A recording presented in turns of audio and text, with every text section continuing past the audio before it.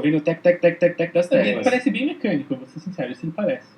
Com esses fios, né? Parece aquelas... O computador quântico a gente não consegue ver, né? Isso é todo o aparelho para resfriar, isolar.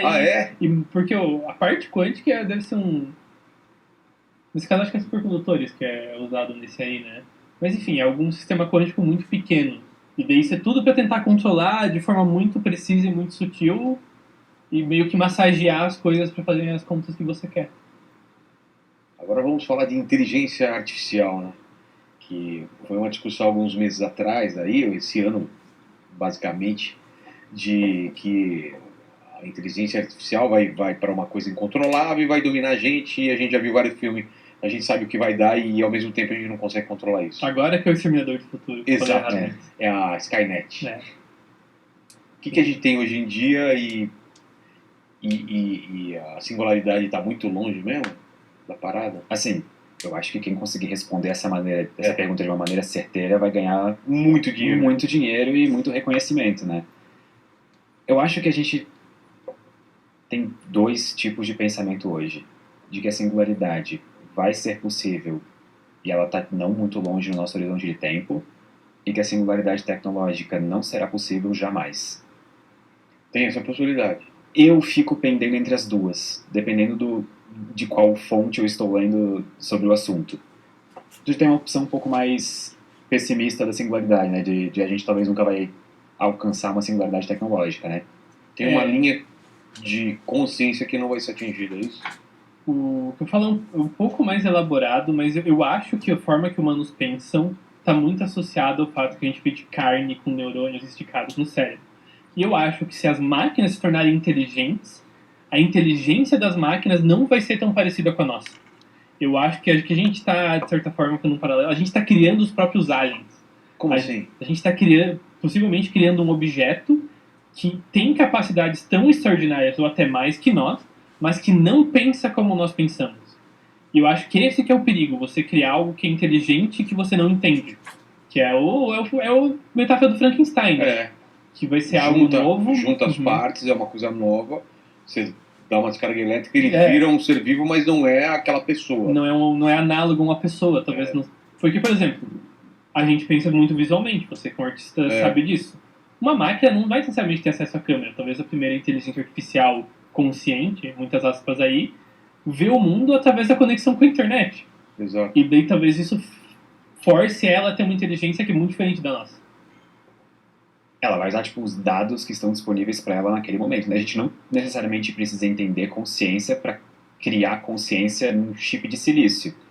Só que a pergunta continua pairando no ar. Isso vai ser possível?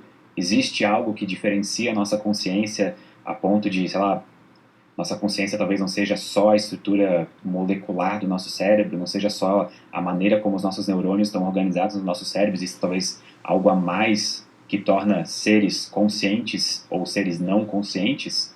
Será que isso vai, em algum momento, responder a pergunta de se a gente pode fazer e replicar esse fenômeno que a gente conhece como consciência num chip de computador ou algo assim? Sabe? A gente não entende a nossa consciência. Porque fazer uma máquina tomar uma decisão por ela própria, a gente faz dando alguns parâmetros. Sim. Dá um objetivo para ela, de certa forma, não é isso? Só que, assim, a gente faz uma máquina tomar uma decisão ou a gente tomou uma decisão por ela e só mandou ela rodar um programa? Não, eu tô falando dos algoritmos, eu tô pensando, a máquina, ela tem capacidade de ir tomando decisões, não precisa um cara toda hora falando. Ela quer, por exemplo, que você fique mais tempo na plataforma, naquela rede social, ela vai evoluindo de uma forma a tornar isso mais eficiente, certo? Sozinha ou não? Então, só que aí que tá. Eu vou dar um exemplo com o risco de ele ser ruim. Greg até pode me ajudar a achar um exemplo melhor, mas se eu te ensino...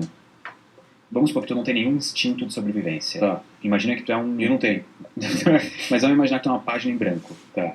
Eu te ensino e te programo e te instruo a toda vez que a boca fica seca tomar um gole de água. Certo. Tu decidiu tomar um gole de água toda vez que a tua boca ficou seca. Não, eu aprendi isso porque você me falou que eu teria que fazer isso. É isso que a gente faz hoje com computadores. Só que aí o computador eu posso programar ele para ir além disso. De estocar água, por exemplo, porque pode acabar a água que tem perto de mim. Só que tu teve que instruir ele a fazer isso. Ele não tomou essa decisão. Tá. E é isso que computadores fazem hoje em dia. Eles não tomam decisões. Mas não tem uma forma dele ver uma necessidade de aprender mais ou em passar para um novo nível e ele ir atrás dessas coisas sozinho, por programação? Não. Isso que é a inteligência geral artificial, né? Que é a inteligência que causaria o apocalipse. Existem quantos níveis dessa inteligência? Hoje a gente está na narrow AI, né? Tipo, uma inteligência artificial bem... A Roberta que conseguiria responder essa. Aliás, temos um programa só sobre isso aí, com ela e com o Sakane. O problema das inteligências artificiais hoje é que a gente consegue fazer elas atingirem um nível de competência extremamente assustador em uma habilidade muito específica. Entendi. Então eu posso fazer... ou eu posso fazer, por exemplo, uma inteligência artificial virar um mestre de xadrez que ganha de todos os melhores jogadores de xadrez do mundo. Mas é isso. Tudo bem, é uma habilidade impressionante. Eu não consigo ganhar de xadrez, sei lá, do computador, sabe? Mas é só isso, ela só vai ser boa naquilo. Essa mesma inteligência artificial não vai conseguir, por exemplo, pegar isso daqui na mão e desenhar, sei lá, uma pintura romana estilizada com cartoon, sabe? Tu até pode pedir para um Midjourney fazer isso, alguma coisa, mas ele vai fazer só isso. Sabe? Ele não vai ser uma inteligência geral, que seria o próximo passo disso. O próximo passo ou tem um intermediário? Vai ter um gradiente, né? Claro. Provavelmente. Uma escalinha que vai até chegar. E a geral seria o quê? Seria justamente o que ele falou. A inteligência que faz imagem ou a que joga xadrez são basicamente calculadoras muito, mas muito elaboradas. Tão elaboradas que a gente não entende exatamente como elas funcionam inteiramente.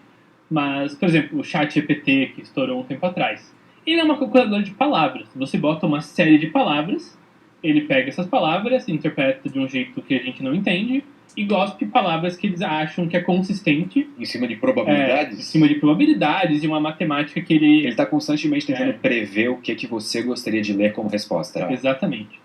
Uma inteligência artificial geral... Quem é casado faz isso constantemente com a esposa. Você tá quando ela te pergunta alguma coisa, na tua cabeça você vai escolhendo palavras que pela tua experiência vão agradar mais ela e é um aprendizado. Se você usou fica calma e ela ficou nervosa, você não usa mais o fica calma e você vai substituindo. Mas aí, GPT. Aí que vem esse é o pior caso perfeito, porque aí você tá fazendo isso com uma intenção. Imagina que nesse caso você gosta da sua esposa e quer agradar ela. Exatamente. A máquina não tem esse sentido de propósito e de direcionamento.